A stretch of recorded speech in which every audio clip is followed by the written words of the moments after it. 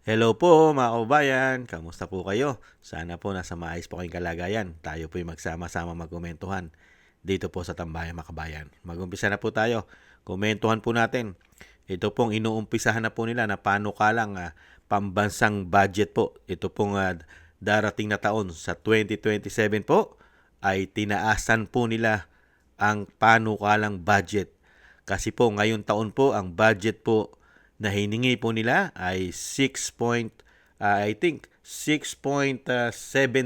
trillion.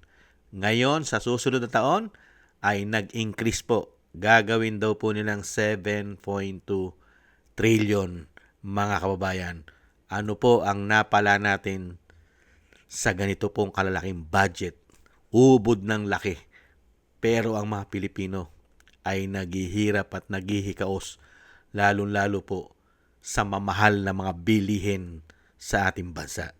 At wala po tayong nakitang malalaking programa o proyekto na tinatawag na Build Better More, mga kababayan. Ito po, pakinggan po natin ito pong balita at komentuhan po natin, mga kababayan. Setup ko lang po.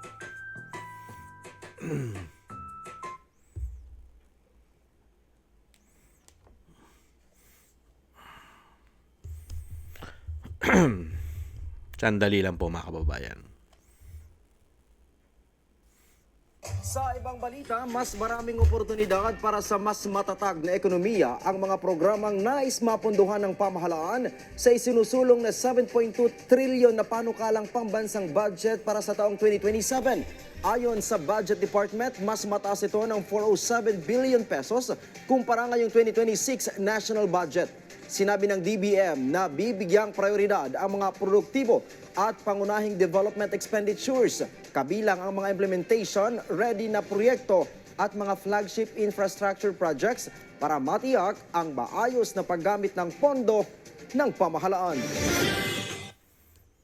Ang tanong, naging maayos po ba ang paggamit ng pondo ng pamahalaan magmula po noong 2022, 2023, 2024, 2025, 2026? Naging maayos po ba, mga kababayan? At ngayon, tinaasan pa po nila. Napakataas pa po ang hiningi. Ang hihingi nila, 7.2 trillion. Galing po ngayon taon na ito ay 6.79 trillion. Mag-i-increase pa. Para daw po, mas marami pa raw po yung sinasabing magawa at popondohan nila. Ang tanong, ano po ang nahita natin? 2023, 2024, 2025 at ngayong 2026. Nasaan po ang isang damukal na pondo na daan-daang trilyon? Trilyon. Daan-daang bilyon. Ang issue po ngayon ay politika at korupsyon. Isang damukal na issue ng korupsyon na hindi pa rin po nare-resolba at hindi pa rin po napapanagot ang mga nagnakaw sa pera ng taong bayan. Wala na po silang pakialam dyan. Ni hindi po natin nakikita ang gobyerno na gustong habulin ang mga ninakaw ng mga magnanakaw na politiko at kasama pa nila ang mga contractors at nasa ahensya ng DPWH. Nakita niyo po ba na prosigido po ang gobyerno ngayon na habulin ang mga pagnanakaw mula 2023, 2024, 2025? Isama na natin ang 2026. Hinahabol po ba nila ang nakawan para po mabawi ang mga ninakaw ng mga politiko sa ating bansa? Hindi po ba hindi? Pinapatay nga nila yung issue eh. Pero ngayon, sa kabila nun, babanat na naman po ng napakalaking budget. 7.2 trillion na. Pataas ng pataas. Hindi po pababa, pataas. Bakit po? Dahil kailangan. Malapit na po kasi ang 2028. Hindi pa nila napapabagsak ang Vice President. Nananatili pa rin ang Vice President ay Vice President. Kailangan ng malaking pondo. Bakit kaya?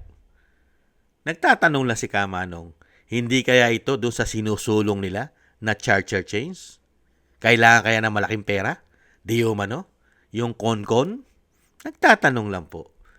Kaya kailangan maraming budget. Ang tanong, gaano naman kaya kalaki ang uutangin ng bansa? Dahil ang utang po na ginawa nila ay napakalaki na. Magna 19 trillion na po ang utang.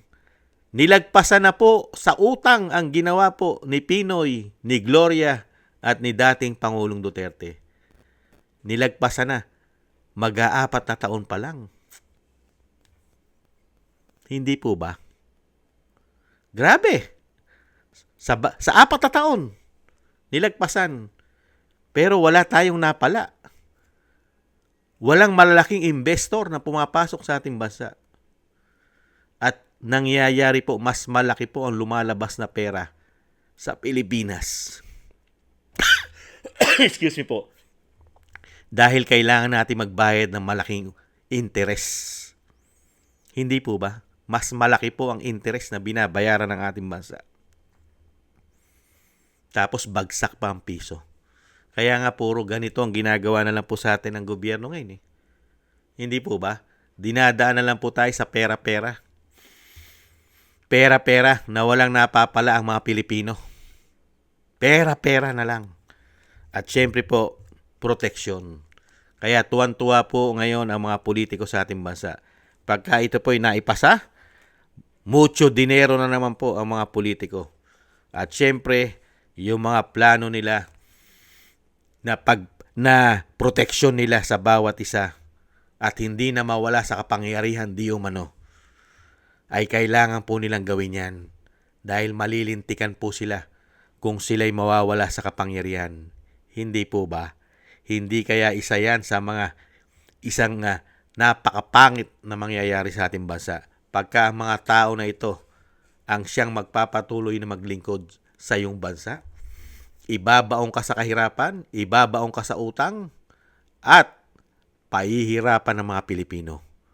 Sobrang hirap. Nandiyan pa ang lumalala po na problema natin sa pulburon, sa kriminalidad, at nandiyan pa ang mga salot na mga makakaliwa. Nandiyan, hindi po nawawala yan. At ngayon, isang damukal po ngayon, naghahari na naman po ang krimen, mga pulburon sa ating bansa. Pero ang pamahalaan, pera-pera lang. Hindi kaya. Yan po mga kababayan na nakakalungkot na mangyayari sa ating bansa. Dinala lang po tayo sa ganitong paglilingkod. Pera, pera, pera lang. Pero ang bayan naghihikahos. Lubog sa utang, naghihirap ang mamamayan, pero sila, mucho dinero, sagana-sagana sa laki ng budget, mga kababayan. Pero ang paglilingkod nila, mga kababayan, mapapamura ka na lang sa kanilang mga paglilingkod. Ginamitan tayo ng isang damukal na pamumulitika at issue ng korupsyon na hindi naman po natutuldukan ito. Napakalungkot po na nangyayari sa ating bansa. At tayo po yung maasa na sana po ay pagkaloob naman po ang katarungan na mga pinagagawa ng mga taong ito. Magkaroon naman po ng katarungan sa awat tulong. At yan po ang inaasahan po natin na dumating po ang panahon na yan. Maraming salamat po mga kabayan at kailangan po natin magtiis. Wala po tayong magawa sa panahon ngayon dahil ang ating mga tinatawag na tagapagbantay na mga men in uniform ay mukhang sagana rin po yata sa budget. Hindi kaya. Kaya nananahimik, tulog, pipi at bingi. Mahimbing na mahimbing po, mga kababayan. Walang kakibo-kibo, walang kaimik-imik. Kaya po ang Pilipino, tuloy-tuloy po ang kahirapan. Wala po tayong magagawa pagka ganyan ang sistema na ginagawa po sa atin na nagpapahirap na gobyerno mismo sa mamamayan niya na nagbibigay po ng malaking pondo para sila'y magsiyaman. Di umano. Maraming salamat po sa nagusto po natin tambayan makabayan sa YouTube at TikTok at ganoon din po sa ating mga subscribers at patuloy po nagsusubscribe at sa mga nagko-comment, like, share, subscribe. Thank you po sa inyo. Shoutout po sa inyo lahat. At shoutout din po sa mga nagbibigay po ng tulong at biyaya.